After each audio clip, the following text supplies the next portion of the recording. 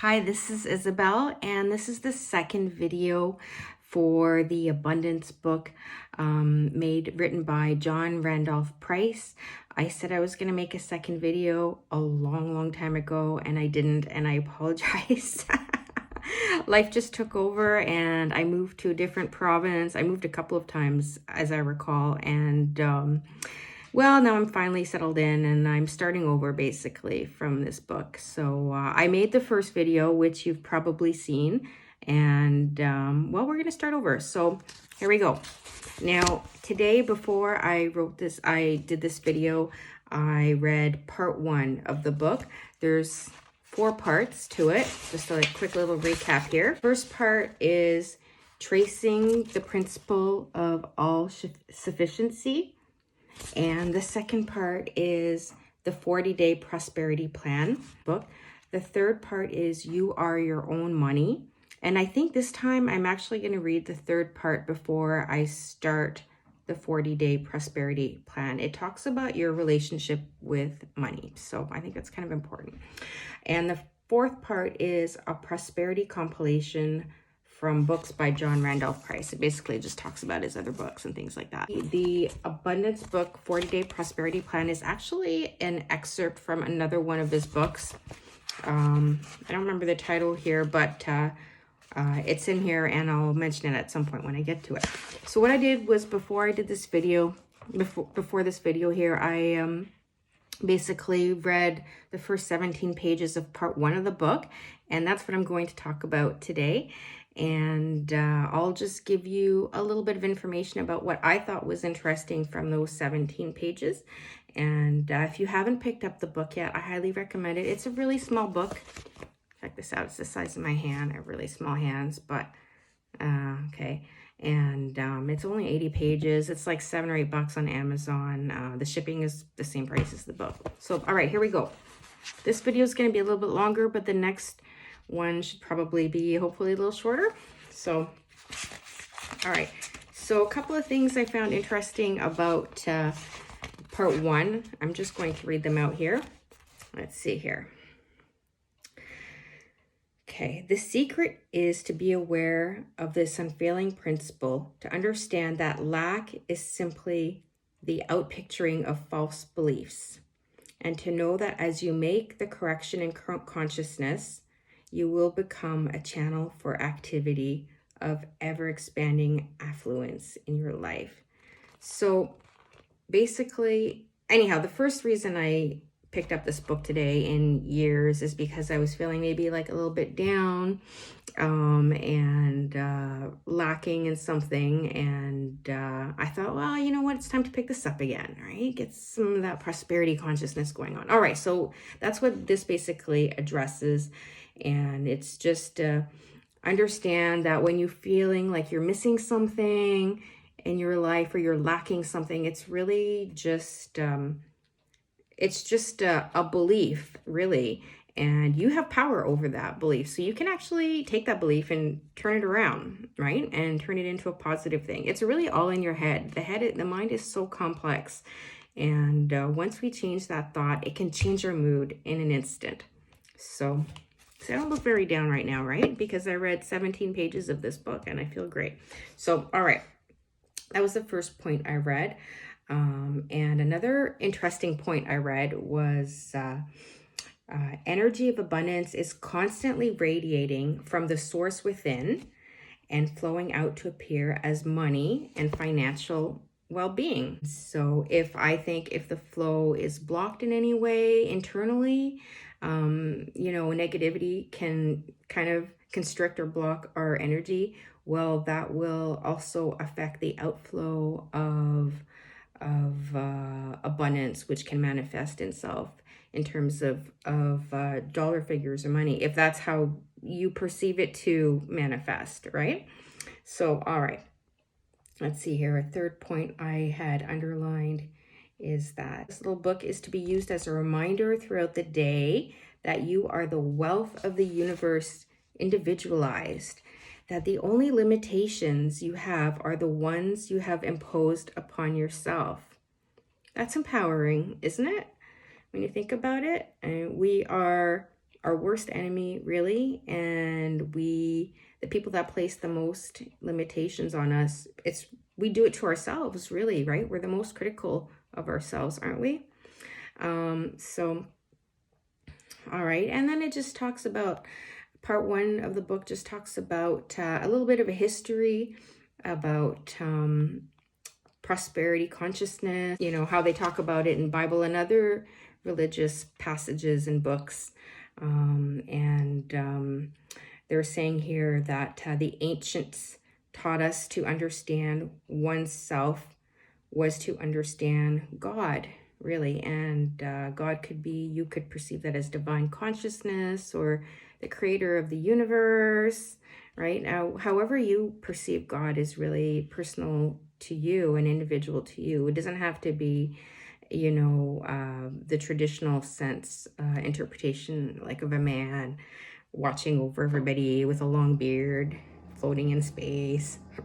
But I mean, if that's how you perceive God, that's fine too, right? Like it's really whatever works for you.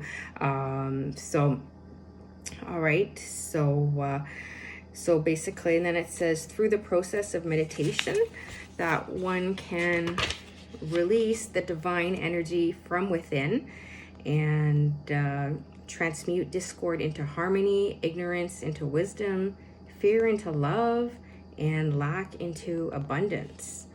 So again, that's, you know, really empowering, and it's basically taking all these negative fears and thoughts and beliefs and turning them into positives. And let's see, down here further on in the little chapter, it says, mind and emotions embodying love, gentleness, and peace eliminate limitations, and such that a consciousness of harmlessness is freed. If you have love and gentleness towards yourself, that eliminates limitation and harm towards yourself. And this harm that's freed from yourself, because it's positive, is freed from the bonds and restrictions of race thought. I'm not really sure what race thought is. I don't know if they mean racing thought, but that's probably explained further on.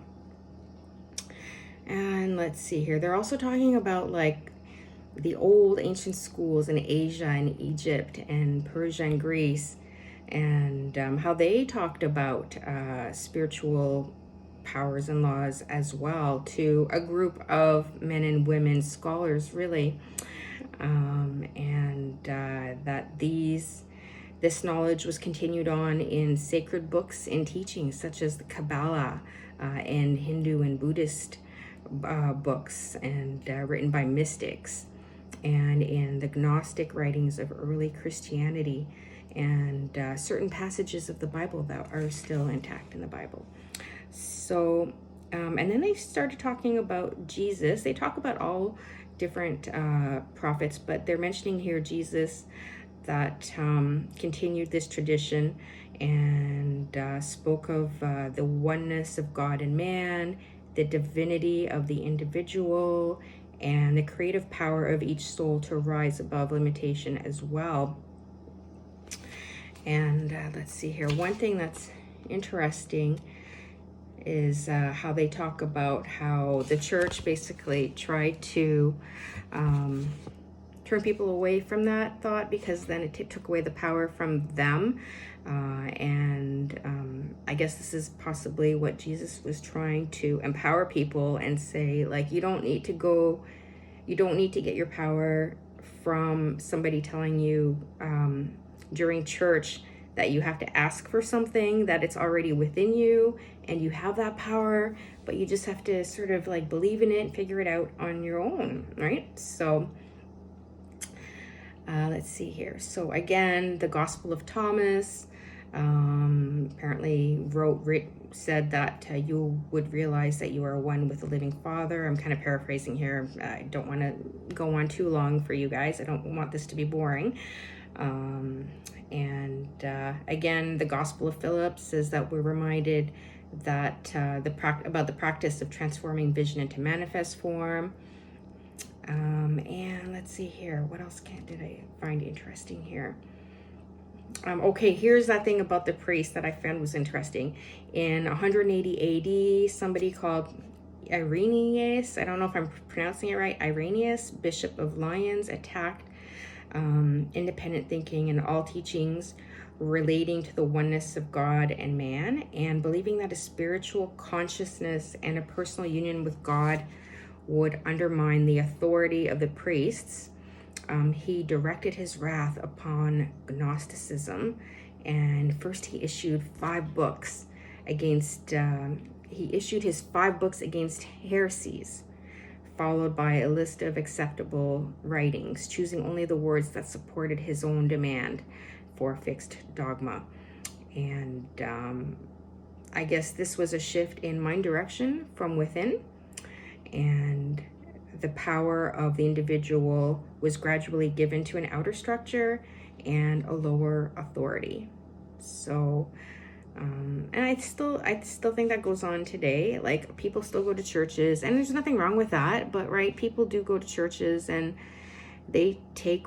oftentimes people take what the priests say as the law, that they have to follow that, but that's really just the interpretation of the priest or the pastor. And you have to remember that you have your own individual relationship with God, and when something doesn't feel right, there's a reason for it. You could say that's God consciousness speaking through you, right? You have to use your own logic and beliefs. And when somebody, let's say you're gay or something like that, and just because people in the church say maybe that it's not right, you don't have to believe that. You could choose to believe that you were made that way, and that's a reflection of God as well, because God created you, so you were meant to be that way, and obviously you're not the only one. So just find another church that matches your beliefs, right? And they're out there. So just remember, you have that power from within. You don't have to give your power away like that. And who cares what other people think anyhow, right? Like, you've got your life to live. It's your life. Live it the way that you want to live. All right, so moving on. Let's see here. So again, they start talking about prosperity consciousness, and which is the realization of God as the source of all good. That used to be a non-existent thought, I guess, but and then they're talking about how the feudal system controlled secular life. Maybe I should just edit this part out now. Sorry, it's getting a little boring here. All right, moving on. There's only a few more notes here. Actually, I don't even know how to edit stuff out of this video. Okay, let's see here. Which reminds me of another saying. It's something like, the things you own you. And isn't that true? The more things you own, are you not sort of controlled by them? Anyhow, there's something to be said about this minimalism movement that's going on right now. And it's really freeing for the mind to not be possessed by all these possessions. So let's see here. And okay, this is the last page. I think it basically just talks about laws, more like philosophies, right, to go by. And the first one says, your outer world of form and experience is a reflection of your inner world of thoughts and feelings. As above, so below, as within, so without. That's true, isn't it? Doesn't our mood affect how our day goes? If you have a bad mood, does it not affect like your entire day, and it gets worse and worse and worse? But if you're in a good mood, doesn't everything just seem to like snowball and into a positive thing the rest of the day? And people pick up on that. However you perceive your day is going to be, that day is how it's going to be, really, right? Especially when you go to work and you don't want to go to work, and you go, I'm going to have a crappy day. And sure enough, it ends up being a crappy day. Wow. So, all right. And the next point here, it says that the greater your awareness of the presence of God within you, the more that presence fills your consciousness. So yeah, that's really interesting as well. So it's just basically to have that awareness throughout the day when you can, just just remember that throughout the day that, you know, all this materialism and everything around you, it's not even real. Half of it's not even real. It's bull crap, really. And, you know, just remember what's really important, and that's the power that you have within you, and that you're in charge of your life, and that you can control how your life is, and you know that you have everything you need. And instead of focusing on the lack that you don't have something, you know, start focusing on like that you do have something. Even if you don't have it, just tell yourself that you have it already. And that's what they're saying. They're saying if you focus that you have something already, that eventually it must manifest. That's a spiritual law, I think. I don't really know which one, but here we go again. All things whatsoever that you pray for and ask for, believe that you have received it, and you shall have them. They're not saying believe that you will have it. They're saying believe that you already have it. You know, and that's kind of hard to do sometimes, but you have to trick your mind, and it takes about a week or so. And if, you know, you keep saying to yourself, like, I have this, like, I have a great job, I love my job, even if you hate your job, you say that anyhow, because you'll find a way to manifest a great job, even if it's not the one you currently have. Like, it'll get to that somehow. It has to, because you're telling yourself that. And the more you tell yourself that, then eventually it has to manifest itself in your reality. And think about it. Everything you've ever done in your life has manifested from one of your thoughts. Everything, including the negative things, right? So if you focus on the negative things, that's what you're going to bring to yourself that you have. But if you focus, that's the lack. But if you focus on the positive things, like I have a great relationship, you know, I'm fit, I'm healthy. And if you keep focusing on these things, and I have a job that I love, oh, I love my job, and I have a job that I'm creative, and I get to meet these wonderful people, even if it's not what you have, it's gonna manifest itself, trust me. So now, we're done this video here, and in the second video, I am going to talk about part 3, and then after that, I'm gonna start the prosperity plan, day 1. So hopefully I'll see you in the next video, and it's not going to take a year this time. It's going to be a lot faster, probably this week or tomorrow, hopefully. Thank you, and have a great day.